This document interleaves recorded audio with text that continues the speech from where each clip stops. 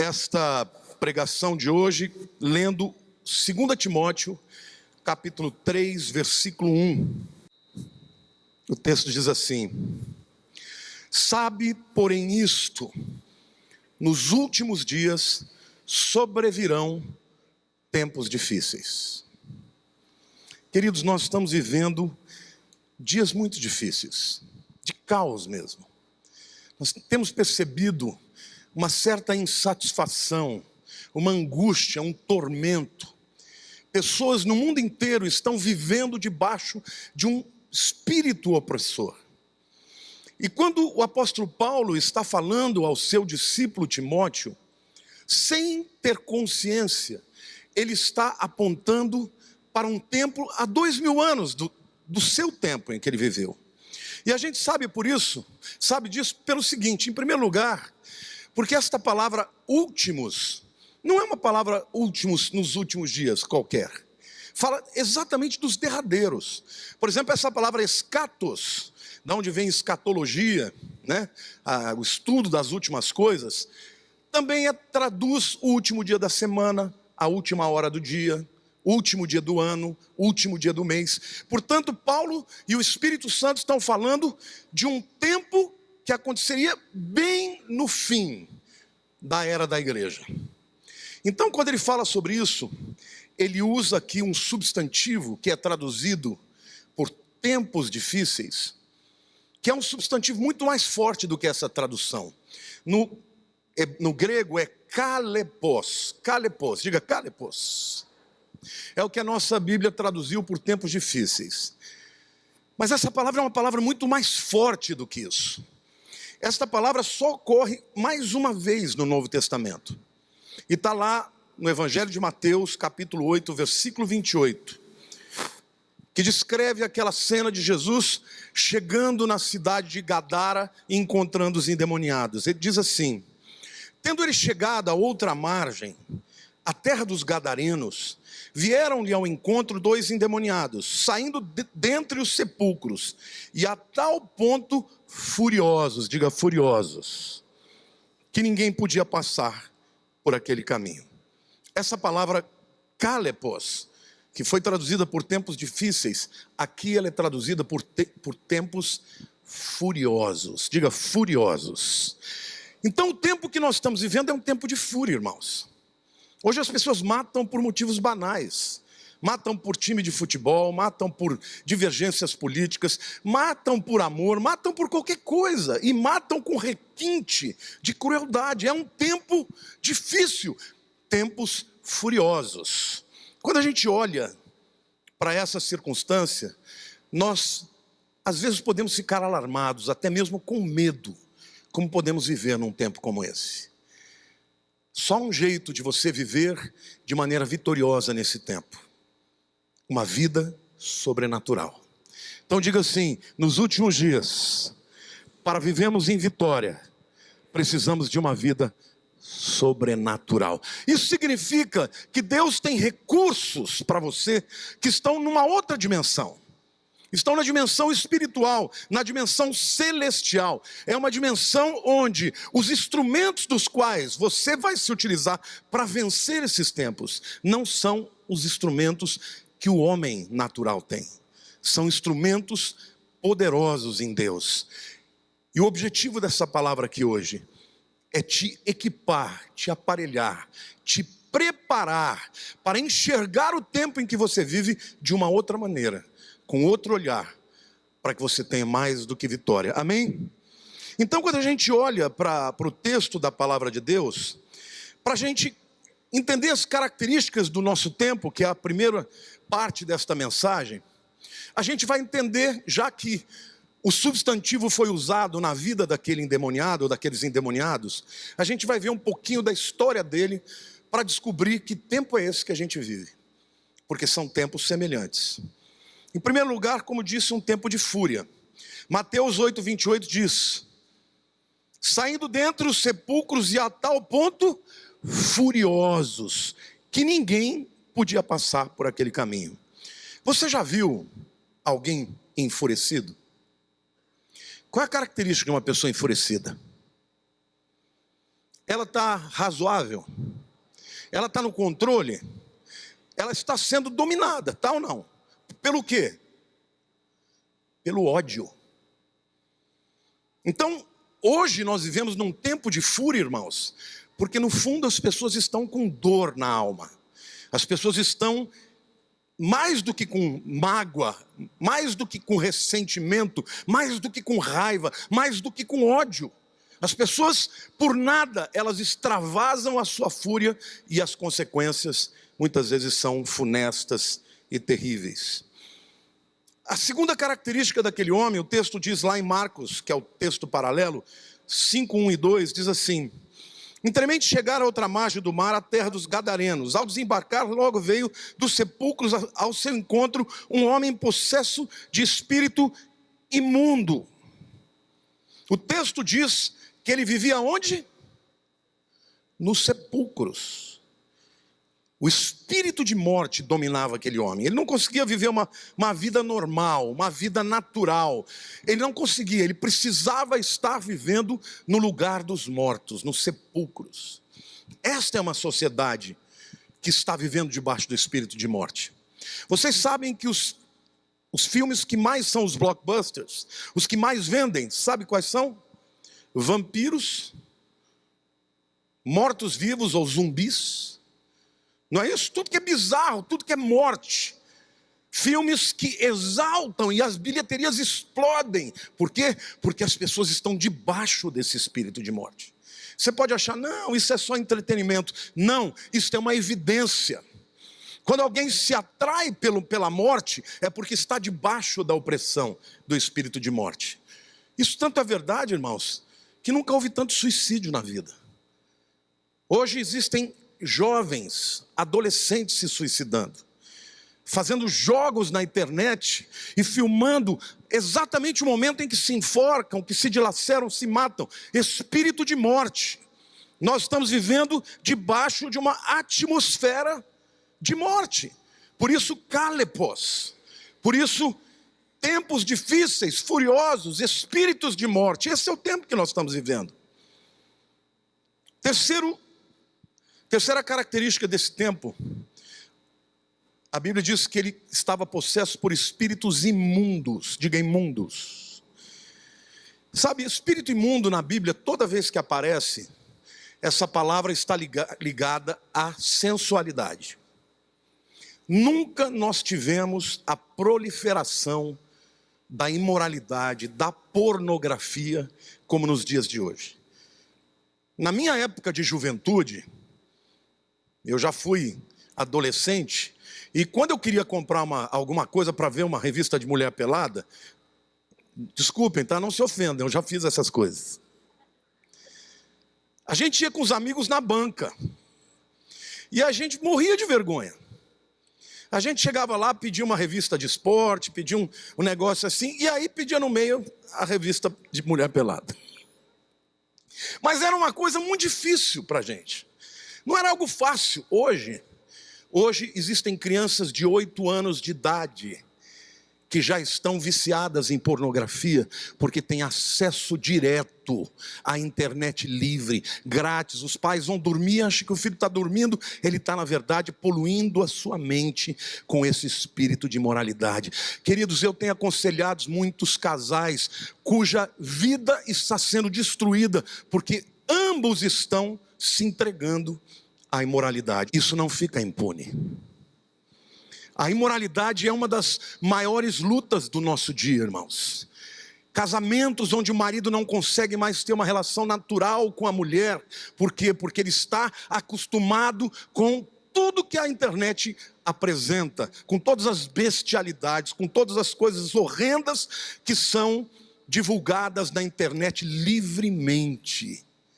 E muitos, inclusive pastores, vivendo debaixo deste espírito, desta cadeia.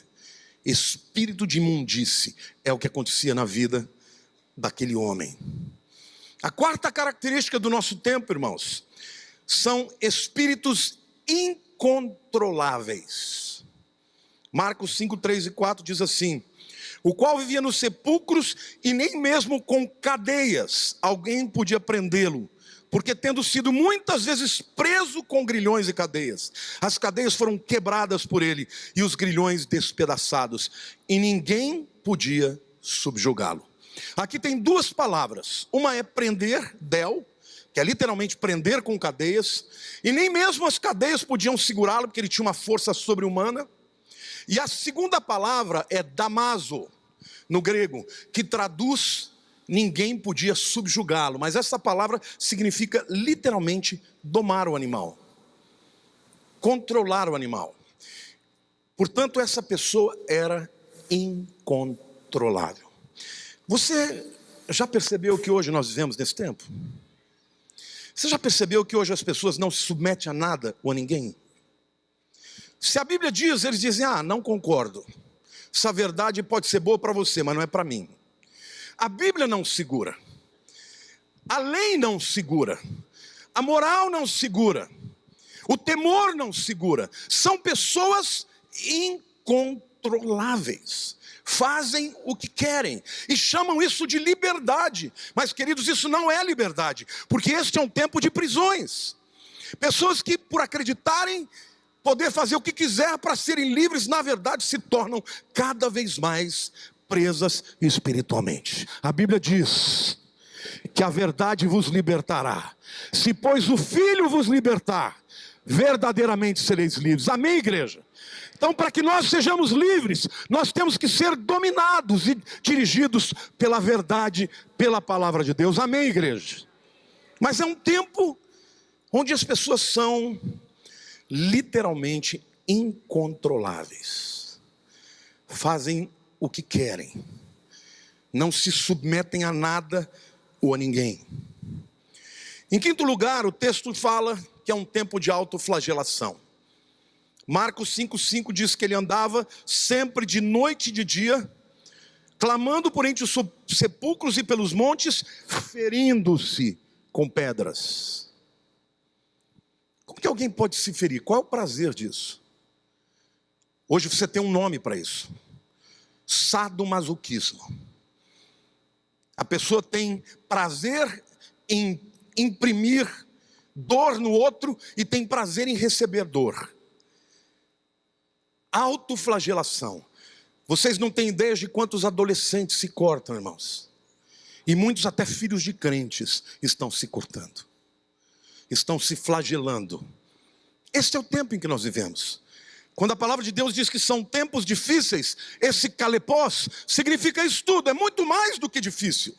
São tempos duríssimos, de fúria, de morte, de autoflagelação, tempos que só podem ser vividos de maneira vitoriosa se nós entendermos qual é aquilo que Deus, qual é a verdade sob a qual nós devemos estar, aquilo que deve pautar a nossa vida, as nossas decisões. Quantos aqui querem nesta manhã serem livres desse espírito difícil desse tempo? Amém? Diga amém.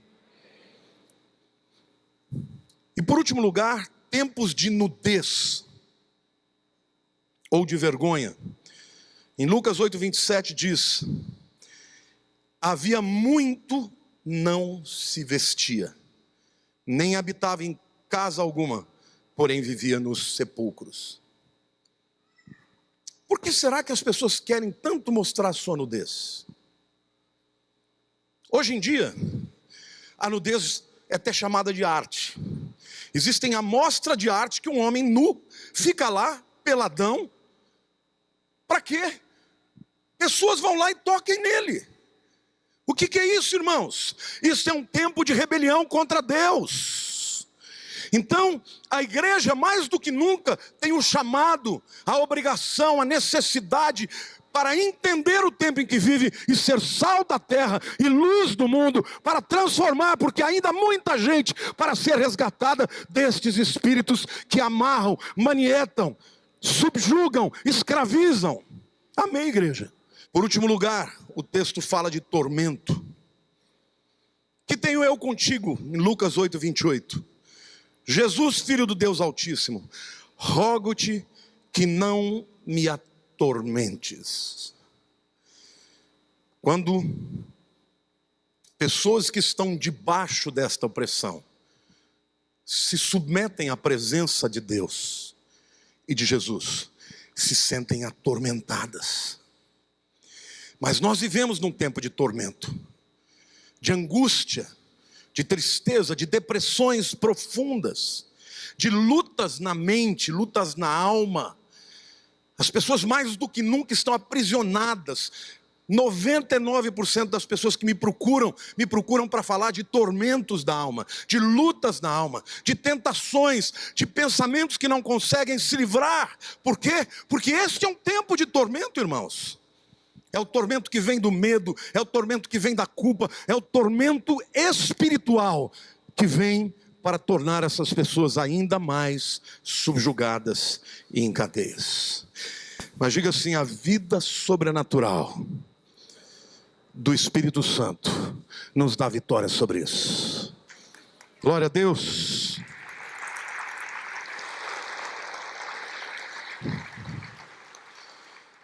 O texto que eu vou ler para contrapor a tudo isso que nós apresentamos aqui como kalepós, como tempos de fúria, de dificuldade, dos últimos dias, está lá em Gálatas capítulo 5, versos 19 a 23. A primeira parte, na verdade, descreve este tempo, mas a segunda parte, sobre a qual nós vamos meditar, nos dá a solução para uma vida sobrenatural no Espírito Santo. Gálatas 5, 19 a 23. Ora, as obras da carne são conhecidas e são prostituição, impureza, lascívia, idolatria, feitiçarias, inimizades, porfias, ciúmes, iras, discórdias, dissensões, facções, invejas, bebedices, glutonarias e coisas semelhantes a estas, a respeito das quais eu vos declaro, como já outrora vos preveni, presta atenção, que não herdarão o reino de Deus os que tais coisas praticam. Você vai ter que fazer uma escolha.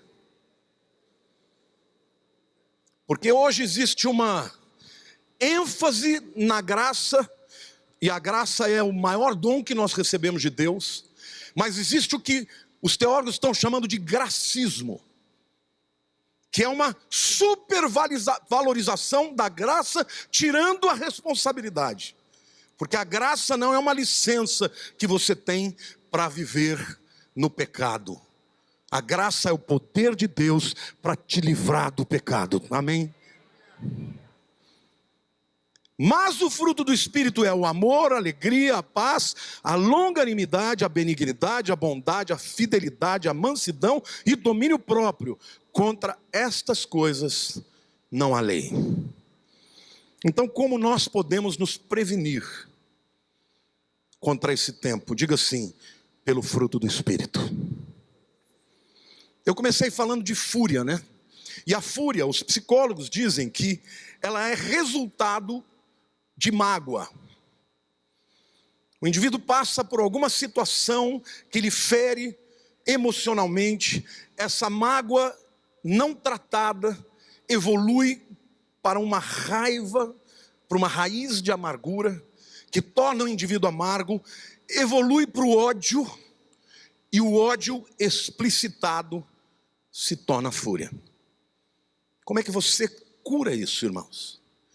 Você cura isso com o amor de Deus. O fruto do Espírito é o quê? É o amor. Se você hoje está no teu coração com raiva, com ódio, com ressentimento, eu quero te dizer que existe um antídoto para isso, que é o amor de Deus. Amém? O amor, quando você se sente de fato amado, o que vem em seguida é gratidão. Você se lembra de quando você aceitou Jesus? Tem pessoas que cresceram na igreja, né? Essas pessoas não têm muito aquele divisor de águas. Ela vai se convertendo. Eu não, eu fui da pá virada. Então, quando eu me converti, que eu senti o amor de Deus, irmãos, era uma coisa que todo dia eu chorava de alegria. Todo dia eu falava: não é possível que Ele me ama. Não, eu não estou acreditando, me belisca. Por quê? Porque eu era de um jeito e agora sou de outro. Então eu quero declarar sobre a tua vida que o amor de Deus é extraordinariamente maior, mais poderoso. Ele é lenitivo, Ele é bálsamo, Ele é remédio para a ferida da dor. Amém? Nós vamos vencer a fúria neste mundo com o amor de Deus. É o amor de Deus que transforma as pessoas. O amor de Deus gera gratidão, que gera alegria, que gera a paz. Uma pessoa que é envolvida pelo amor de Deus, a fúria deixa de dominar o coração. E a paz que excede o entendimento guardará os vossos corações e as vossas mentes em Cristo Jesus.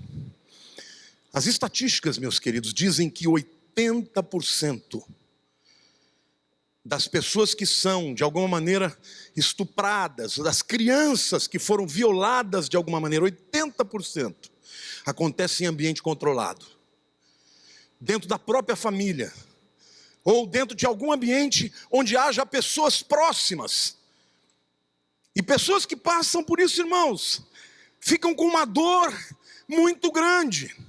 E acabam evoluindo para sentimentos de raiva, de indignação, de ódio. E muitas vezes de comportamentos furiosos. Vocês acham que o que resolverá o problema da violência? Vocês acham que o que resolverá o problema da violência é o governo? Ou é algum sistema de governo? Queridos, a única coisa que pode resolver o problema da violência é o amor de Deus, é o evangelho que vai converter as pessoas. Porque a maioria destes marginais que se tornam estupradores, assassinos, eles foram antes vitimizados. Eles estiveram dentro da sua própria casa, pais que abandonaram, pais que espancaram, crescem num ambiente onde o ódio é alimentado. Por quê? Porque não tem o amor para dar. Mas quando Jesus entra, pode entrar na favela, pode entrar na casa do homem rico, o amor de Cristo pode destruir a cadeia do ódio, através do amor que restaura e que cura. Amém? A Bíblia diz que o amor tudo crê, tudo espera, tudo sofre, tudo suporta. Amém?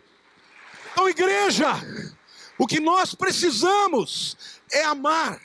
Amar ao mundo, amar com o amor de Jesus, tocar nas pessoas, porque quando pessoas são tocadas pelo amor de Deus, a desconstrução da obra maligna começa a acontecer.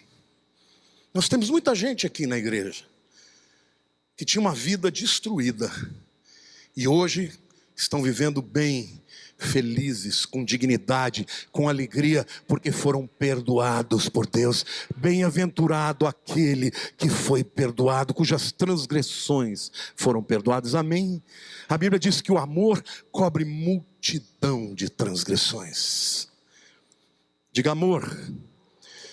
Viver no amor de Deus é sobrenatural, porque o amor de Deus não tem absolutamente nada a ver com a afetividade humana. O amor de Deus não é só pelos nossos. É fácil amar os nossos, mas o amor de Deus nos torna capazes de amar o feio, de amar o horrendo, de amar o pecador. E é isso que a Bíblia diz: Deus prova o seu amor para conosco pelo fato de ter Cristo morrido por nós, sendo nós ainda pecadores. É o amor de Deus que vai curar a fúria na tua casa. Se hoje há ressentimento, se há raiva dentro dos relacionamentos, às vezes entre pais e filhos, filhos odiando pais por causa de pais violentos, pais odiando os filhos por causa de desonra. Mas eu quero dizer que hoje Deus tem para a tua vida restauração. Mergulhe no amor de Jesus, porque o amor liberta, o amor restaura, o amor renova.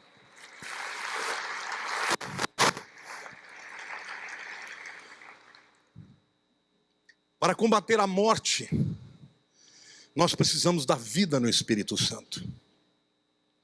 Queridos, quem dá a vida é o Espírito. Lá no livro de Gênesis, quando fala que Deus criou os céus e a terra, tem uma figura interessante. Diz que o Espírito Santo pairava sobre as águas. Esta palavra no hebraico significa literalmente bater asas. É como se o Espírito Santo estivesse como um helicóptero, planando e soprando sobre as águas. Logo em seguida, a vida vem à terra. Quem gera a vida é o Espírito Santo. Nós precisamos da vida no Espírito Santo. Jó 33, versículo 4 diz assim: o Espírito, Ruach, me fez, e o sopro, Neshama, do Todo-Poderoso me dá vida. Neshama significa hálito, respiração. O que Jó está dizendo é que quem deu vida para ele foi o Espírito de Deus. Querido, quando alguém diz sim para Jesus, a Bíblia diz que outrora estávamos mortos nos nossos delitos e pecados, e Ele nos deu vida. No momento em que você diz sim para Jesus, o Espírito Santo sobra vida sobre você. Eu quero declarar vida sobre a morte, vida sobre a morte da tua alma, vida sobre a morte do seu espírito, vida sobre a morte das suas emoções, vida sobre as suas lembranças. Ainda que Satanás tenha trabalhado para construir fortalezas de morte, eu quero declarar sobre você que o Espírito de Deus vai produzir vida no teu coração. Amém, queridos? Jesus deixou claro: você tem que nascer da água e do Espírito. O nascimento da água é um nascimento, alguns dizem que é a palavra, eu creio que é um nascimento físico, porque a água representa a vida, mas nascer do Espírito é um nascimento espiritual. Se você tem Jesus, a vida está sobre você. A Bíblia diz que quem ressuscitou Jesus dos mortos foi o Espírito Santo de Deus. Querido, não tem poder de morte que já não tenha sido destruído pelo Espírito Santo de Deus. Então eu quero declarar sobre a tua vida: não viva sobre a égide, sob a tutoria, sob a opressão, sob o subjugo de morte, porque nós temos o Espírito de vida que nos ressuscitou juntamente com Cristo. Amém, igreja? Glória a Deus, diga: eu sou vivo. Amém? Então viva no Espírito.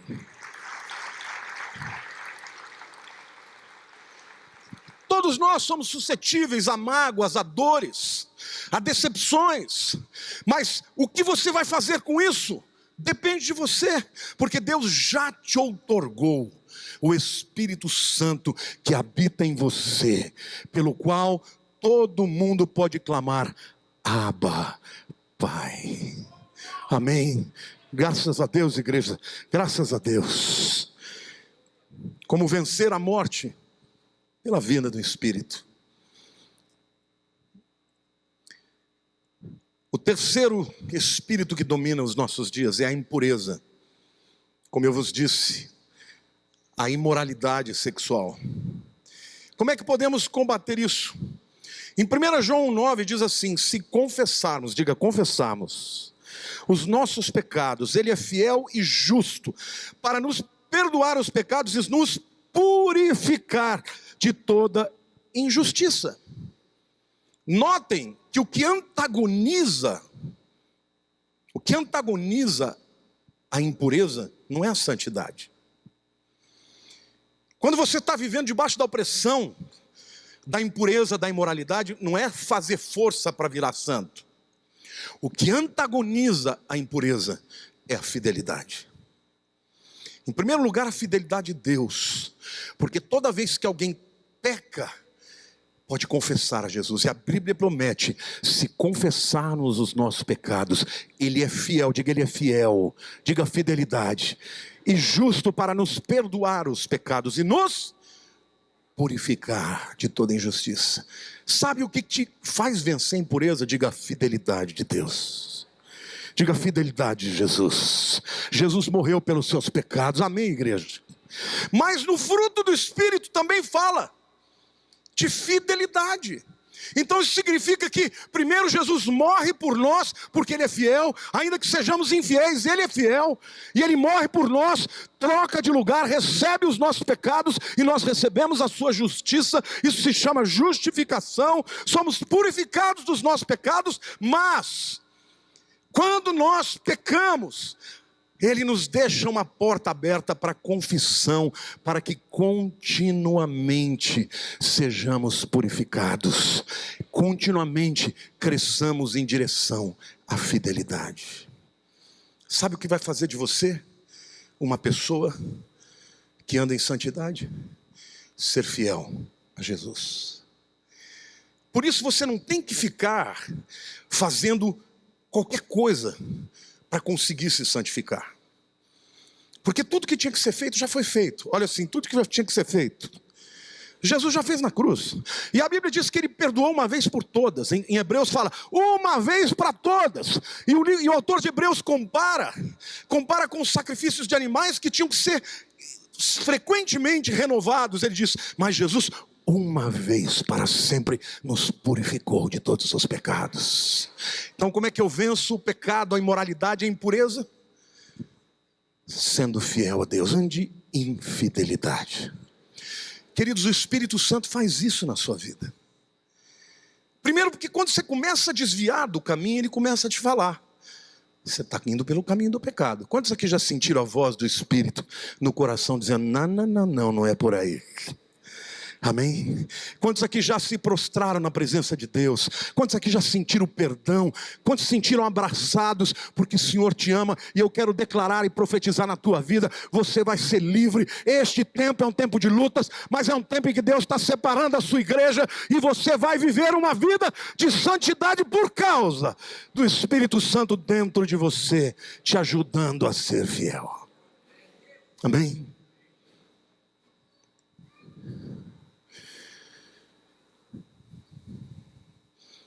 Em quarto lugar, espíritos incontroláveis.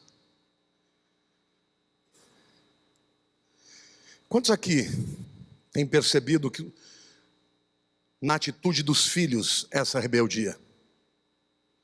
Levante a mão. Quantos aqui têm percebido no seu próprio coração a rebeldia? Quantos aqui percebem este espírito de descontrole na sociedade, irmãos? Eu creio que em 20, 30 anos, o mundo mudou de uma forma absurda. Isso é resultado destes espíritos demoníacos que estão entrando na sociedade através da cultura, através do cinema, através da educação, através das manifestações populares, o ódio, a rebeldia. Eu tenho que quebrar as regras, não basta viver para mim, eu preciso impor aquela nova maneira de viver, de agredir a sociedade, acreditando que esta liberdade é positiva. Como que nós combatemos isso? O Espírito Santo produz domínio próprio. Se você não puder se controlar, você não vai controlar ninguém. Em outras palavras, você ganha autoridade quando você vence as suas próprias batalhas. E a igreja precisa disso. A igreja precisa de pessoas que mudam de temperamento. Eu era mentiroso, isso eu nunca fui, mas os que eram mentirosos deixam de ser. Os que eram violentos deixam de ser. Os que eram lascivos deixam de ser. Por quê? Porque estão buscando o enchimento do Espírito Santo, que traz como fruto e consequência domínio próprio. Em quinto lugar, a autoflagelação. Mais uma vez eu digo que a autoflagelação só pode ser combatida pelo amor e pela vida do Espírito. Você sabe por que uma pessoa se flagela, queridos? É a atuação do espírito de morte somada à incapacidade do indivíduo de lidar com a dor da vida. Quantos aqui sabem que tem muitas pessoas que estão aqui hoje, que a vida dói? Quantos de vocês estão sentindo dor na alma? Não tenha medo, querido. Hoje é dia de confessar. Hoje é dia de libertação. Quantos aqui querem ser livres da dor da alma? Esta dor na alma é que gera a autoflagelação.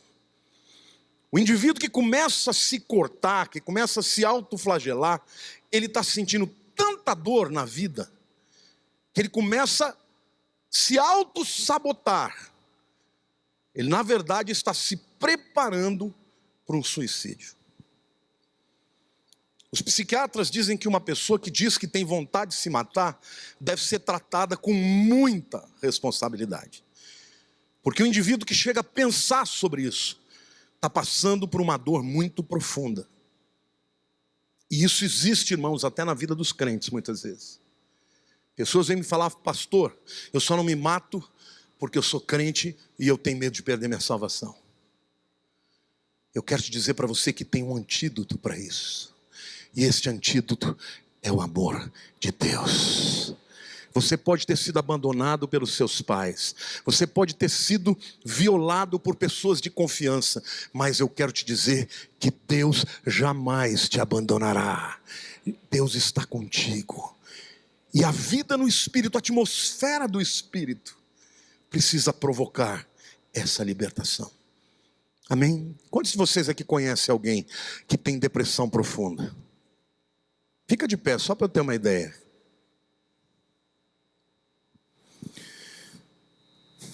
Olha quantas pessoas conhecem alguém que tem depressão profunda. E uma pessoa que tem depressão profunda, queridos, pode sentar, ela tem vontade de se matar. E muitas vezes ela precisa do remédio, porque o remédio vai de alguma maneira equilibrar a química, mas não basta a química, o remédio jamais curará a doença. O remédio, ele é muito bom para diminuir a dor. Mas o que cura uma depressão profunda é o amor de Deus, sobrenatural. Amém, irmãos? Eu me lembro que, logo quando eu era recém-convertido, eu tive uma experiência muito interessante. Todo lugar que eu entrasse, que tivesse um endemoniado, a pessoa manifestava e ficava liberta, eu não precisava fazer nada. Eu entrava no lugar, a pessoa, ficava possessa do nada. E eu comecei a achar que era o cara. Eu falava, demônio eu trato no pontapé. Novo convertido, irmãos, achando que eu era o cara. Um dia, eu estava deitado na minha cama, começaram a vir imagens de demônios contra a minha vida e contra a minha mente. E eu comecei a pensar coisas horrorosas de Deus, horríveis. Literalmente xingamentos vinham na minha mente de Deus. E ao mesmo tempo que ele lançava aquilo, ele dizia, agora você perdeu a sua salvação. Imagina, um menino que não sabia nada de teologia, estava achando que eu tinha perdido a salvação. Eu me lembro um dia que ele falou assim, eu passei uma semana sem dormir. E não tinha coragem de contar para ninguém, de tanta culpa. Eu subi na janela do meu prédio, 10º andar, e ele falava, pula, que isso vai amenizar a sua dor. Eu me lembro que naquele momento, eu quase fiz, e eu pulei para trás, eu falei, Deus, eu sei que eu não sou digno. Se o Senhor quer me mandar para o inferno, vai mandar, mas eu não vou antes. E fiquei pedindo e clamando por perdão. No dia seguinte, o meu irmão me ligou, o Caio. Eu nem sei se ele morava em São Paulo naquela época, mas ele ligou e falou, o Espírito de Deus me mandou ligar para você. E Deus me mandou te dizer uma coisa, que Ele tem uma obra muito linda na sua vida, mas você nunca se ensoberbeça. Sempre esteja humilde na presença de Deus, porque senão o inimigo vai te destruir. E quando ele foi falando aquelas palavras, irmãos, eu comecei a chorar. E comecei a lavar minha alma. E quanto mais eu chorava, mais liberto eu estava. Nunca mais eu tive aquela sensação. Foi o amor de Deus. Quando eu percebi o quão pecador eu era. E tive medo de perder a coisa mais preciosa que eu tinha na minha vida, que era o meu relacionamento com Deus. Quando eu senti o amor dele e a aceitação dele, a despeito de todos os pensamentos ruins que eu tinha tido. Aquele amor limpou a minha alma. E por isso que muitas vezes vocês me veem chorando de alegria quando eu falo de Jesus, porque, queridos, uma coisa que eu tenho certeza absoluta é do amor dele pela minha vida. Ele me ama, mas ele me mandou dizer hoje, nesta manhã, ele te ama e te ama tanto que Ele deu a vida por você. E a Bíblia diz que uma alma vale mais que o mundo inteiro. A Bíblia diz que o pastor deixa 199 ovelhas para buscar uma ovelha. Esta ovelha é você. Você é amado pelo Pai. Você pode chamá-lo de papai. Não importa o pecado que você tenha cometido, há perdão para você, porque Ele te ama. Amém, igreja? Aplauda mais. Eu declaro libertação sobre a tua alma nesta manhã.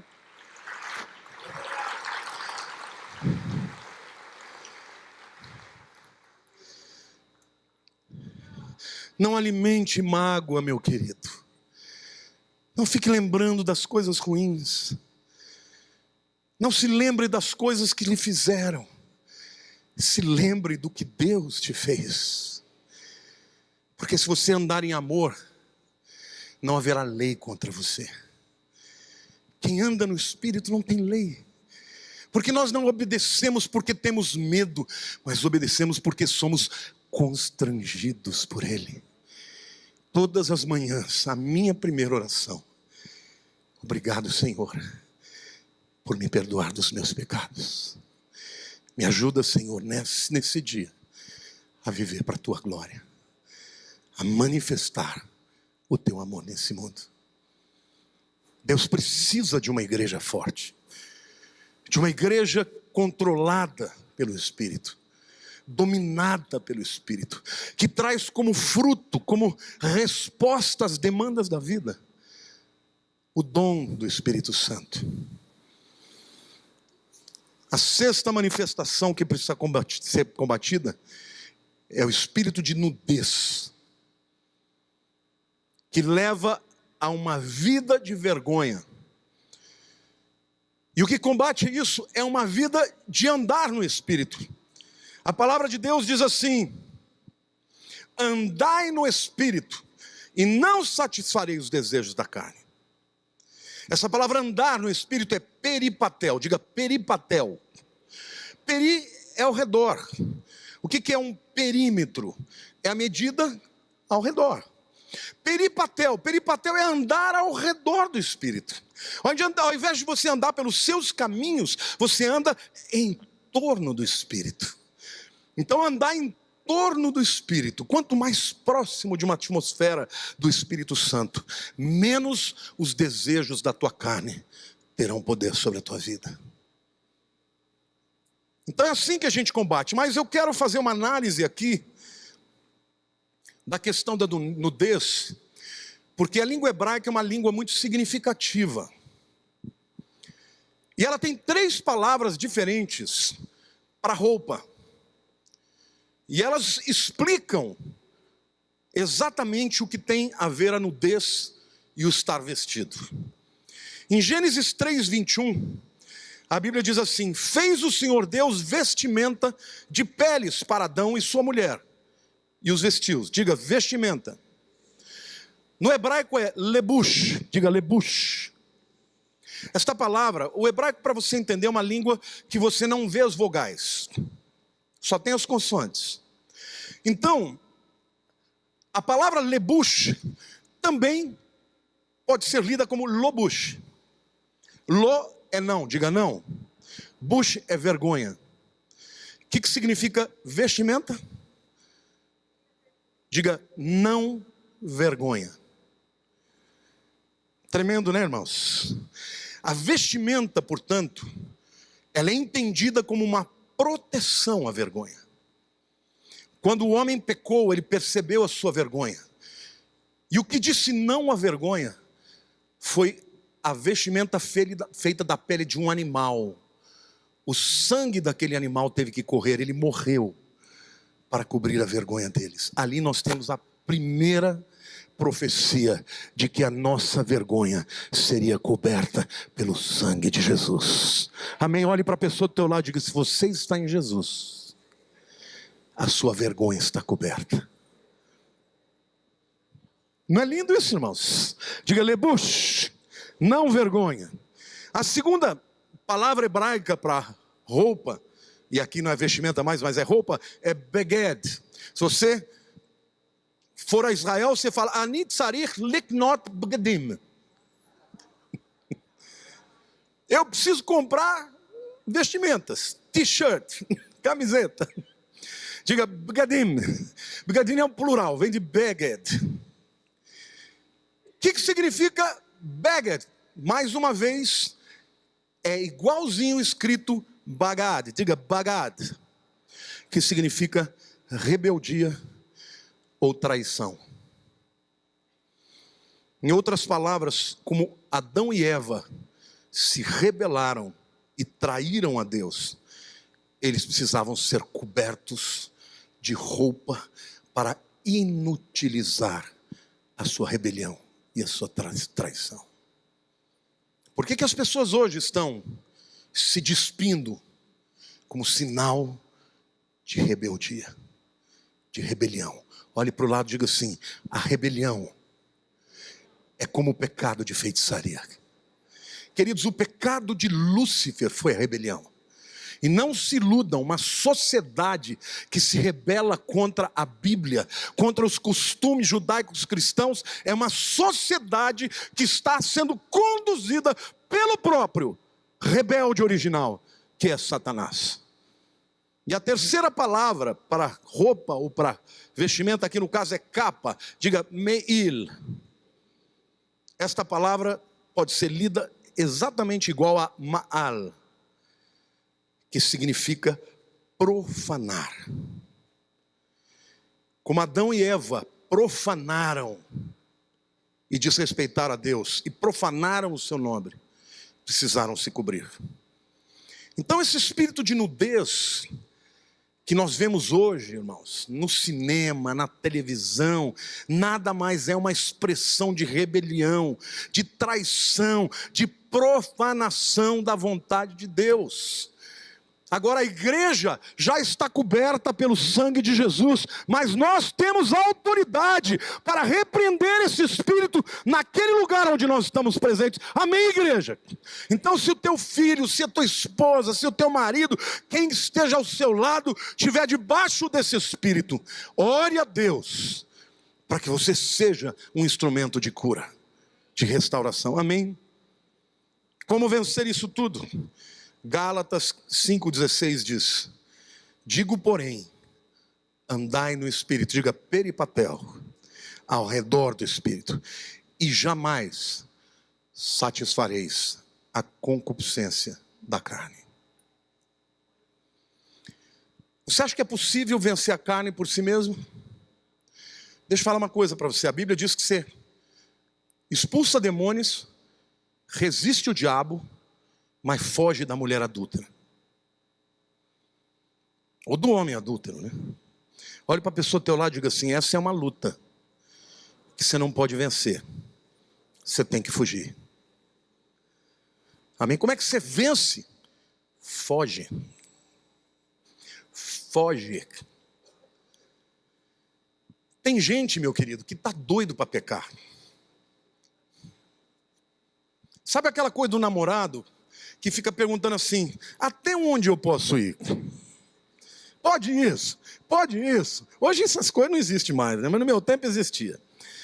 Hoje a molecada já pode tudo. Eles já cruzaram a linha faz tempo. Mas veja, deixa eu dizer para você: se você ficar andando no limite, você vai cruzar o limite. Então você está aqui, é um precipício. Vamos supor que aqui tenha um cliff aí de 1000 metros. Eu não vou ficar andando aqui.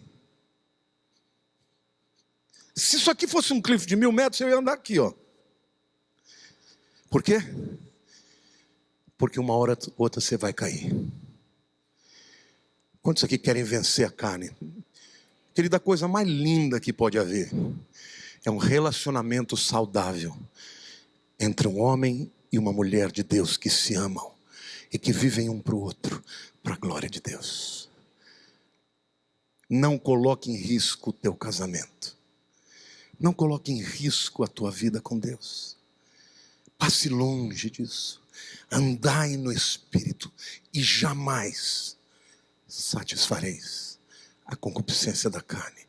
Quanto mais longe você vai, mais perto de cair está. E quando cai, vem a culpa, vem o domínio, vem a cadeia.